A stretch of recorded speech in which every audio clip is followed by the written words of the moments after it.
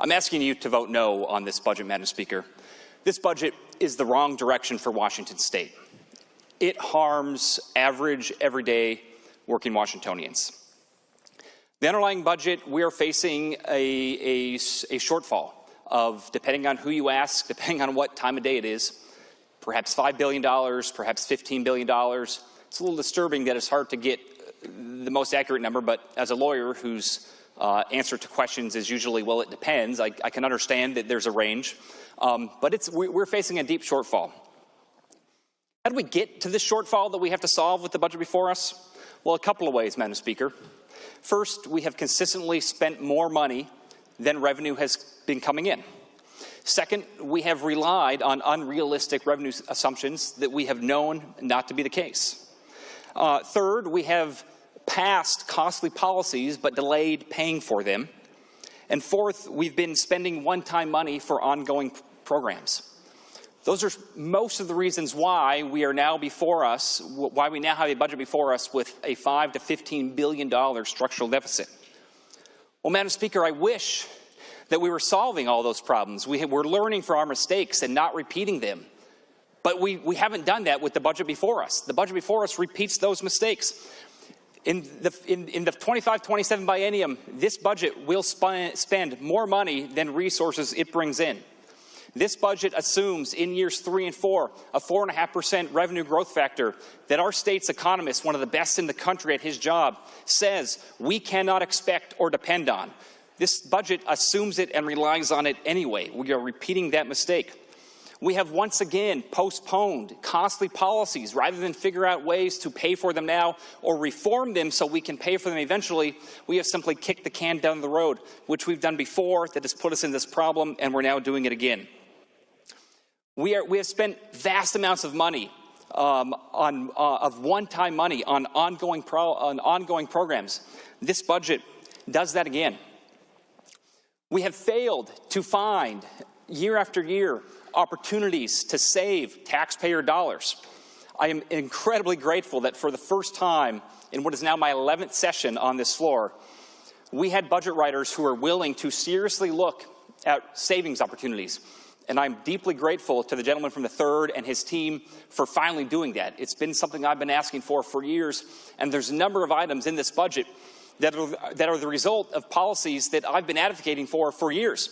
The fact that we are bringing Evergreen State College's budget allocation in line with the per-student average of all the other regional 4 years just makes sense.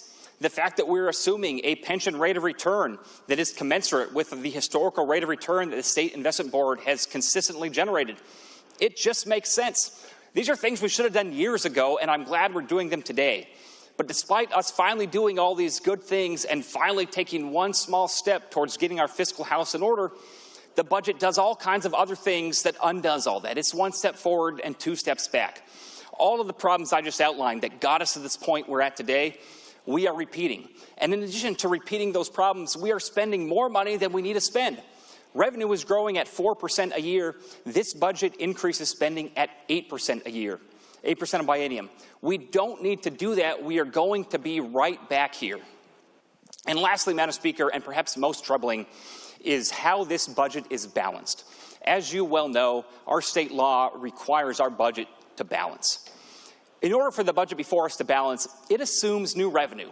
And while that new revenue is not in this budget, by passing this budget off the floor today, we are now obligating this chamber to have to come up with $15 billion of new taxes before we sine die in about 4 weeks. Otherwise, our budget will be illegal.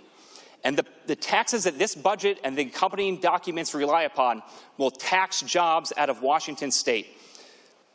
We have been incredibly blessed in this state to have companies like Microsoft and Amazon and Boeing call Seattle and the Evergreen State home. If we continue down this road, those companies will no longer want to call Washington home. They will no longer want to bring their jobs to this state. The Amazon.com and the Microsoft of the 2030s and the 2040s will not choose to make Washington their home. We will tax the jobs out of Washington. Madam Speaker, the budget before us, we heard about some of the wonderful things it does. We should recognize what a great state we live in. We are not Mississippi or Alabama. We are Washington State. We have the most generous financial aid package of any state in the country. We have among the highest per pupil funding of any state in the country. We have among the most expansive Medicaid, both in terms of who's covered and what services are covered, of any state in the country. We should take the W, Madam Speaker. We are able to fund all of these things because we have created a business climate that allows companies like Amazon and Microsoft to come here and succeed. But with the revenue that is necessary to balance this budget, that will no longer be the case, and we will be here in 10 years or 20 years wondering where all the jobs went, where all the tax revenue went, and why we can no longer afford to continue to be the nation's leader in higher ed funding and K-12 funding and healthcare funding and housing funding. And it will be because this budget represents a turning point.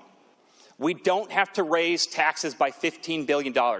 Even if everything in this budget were good and necessary and correct, it only requires a $5 billion tax increase, not a $15 billion tax increase. This budget has a $3.5 billion ending fund balance. And far be it from me, a fiscal conservative, to say we should skate by on less, but every budget I've passed off this floor for the last 10 years, I've seen passed off this floor for the last 10 years, has had a $100 million ending fund balance. And I've been assured that that is plenty. This ending fund balance is 35 times more money than we have needed before. We're extracting $3.5 billion from the private sector simply to have a bigger ending fund balance than we need. This budget assumes funding for a pension restatement bill. Where does the excess assets in that pension go? To a side account that is not reflected in the general fund that is part of this budget. That's another $3.5 billion. As was noted in an earlier amendment, this budget prepays $2.25 billion in low-interest bonds that are not due yet.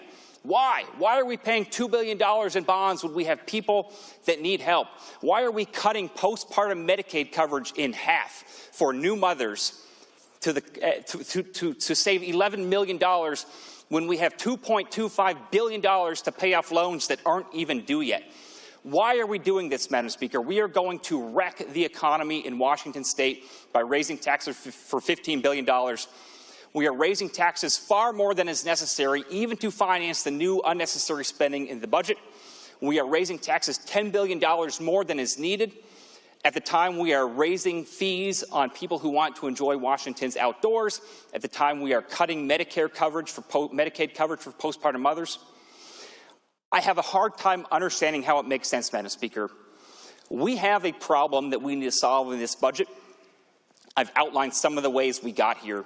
Unfortunately, despite knowing the house is on fire, this budget does not do anything to put out the fire or stop a new fire from happening. It simply fans the flames.